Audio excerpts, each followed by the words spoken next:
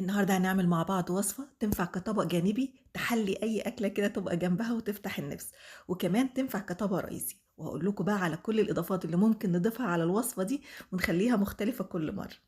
أول حاجة هنجيب حبتين أو 3 من البتنجان وهنشويهم، ممكن نشويهم على البوتاجاز من فوق أو نشويهم في الفرن. لو هنعملهم في الفرن يبقى بندخل الصينية في الرف التاني من تحت ونكون مسخنين الفرن على درجة حرارة 200، ولازم نعمل فتحات كده في البتنجان عشان ما يفرقعش في الفرن، وممكن كمان نولع الشواية، وكمان ممكن نقطع البتنجان على نصين. بعد كده في طاسة على النار نحط فيها معلقتين أو 3 من الزيت وننزل فيها ببصلاية كبيرة كده متقطعة مكعبات صغيرة. هنقلبها لغاية ما البصلة دي ما تبقى شفافة وتاخد لون أصفر خفيف قوي زي ما انتوا شايفين كده. وبعد كده هنضيف عليها معلقة من التوم المفروم أو ممكن نقطعه حتى شرايح كده. هنقلبها مع بعض كويس لغاية ما التوم ريحته تبدأ تطلع، ونقلبها بقى مع البصلة بالطريقة دي. دلوقتي بقى هنضيف عليها الفلفل، أنا هنا ضايفة حبتين من الفلفل الرومي وحباية من الفلفل السبايسي. وما تستغنوش عن الواحدة السبايس دي لأنها بجد بتدي طعم حلو، ممكن تزودوا عن كده لو تحبوا كمان. هنشوحهم مع بعض كويس جدا لغاية ما البصل ياخد لون أصفر بزيادة زي ما انتوا شايفين كده، والفلفل يتشوح كويس جدا. دلوقتي بقى هنضيف معلقتين من الصلصة وهنقلبهم كويس جدا. أنا بحب أشوح الصلصة قبل ما أضيف بقية المكونات لأني بحس إن طعمها كده بيبقى أحلى. بعد كده هنضيف 3 حبات من الطماطم متقطعين مكعبات صغيرة زي ما انتوا شايفين كده، ممكن كمان تقشروا الطماطم لو تحبوا هيبقى أفضل. وهنديهم تقليبة كده وتشويحة مع بعض كويسة جدا.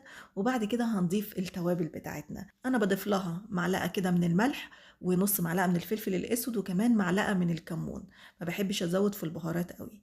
هنقلبها بقى مع بعض كويس جدا وهنوطي النار ونسيبها لغاية ما تتسبك كويس جدا، طبعا لازم نغطيها عشان تتسبك براحتها. بس طبعا كل شوية برفع الغطا وبقلب الخلطة كده كويس وبعد كده اغطيها تاني لغاية ما تسبك تماما بالشكل ده. في الوقت ده انا قشرت البتنجان وقطعته بالشكل ده، وهي كده خلاص اتسبكت فضفت عليها البتنجان. هقلبهم بقى مع بعض كويس جدا عشان البتنجان يشرب من الصوص اللي احنا عملناه او من الخلطة اللي احنا عملناها دي. وطبعا بعد ما بنخلطهم كويس كده مع بعض بندوها عشان نظبط الحياء بتاعها، ولو حسيتوها ناشفة شوية ممكن تضيفوا ربع كوباية من المية. بعد ما بخلطها كويس قوي كده بغطيها وبسيبها على نار هادية حوالي كده 5 دقايق، لان كده بتاخد الطعم من بعضها، يعني البتنجان بيشرب الطعم كله بتاع الخلطة اللي احنا عاملينها. طبعا دلوقتي في الصيام احنا ممكن نعمل جنبها شوية بطاطس محمرة ونكتفي بيها كوجبة غدا لذيذة جدا. في الفطار بقى ممكن نضيف عليها بيضتين 3 كده على الوش، هتبقى كأنها زي شكشوكة بس بطريقة مختلفة وحلوة قوي. ممكن كمان لو عندنا معلقتين 3 كده من اللحمة المعصجة في الفريزر نضيفهم على الخلطة دي، هتبقى وجبة متكاملة جدا وناكلها بالعيش كده وبجد لذيذة جدا.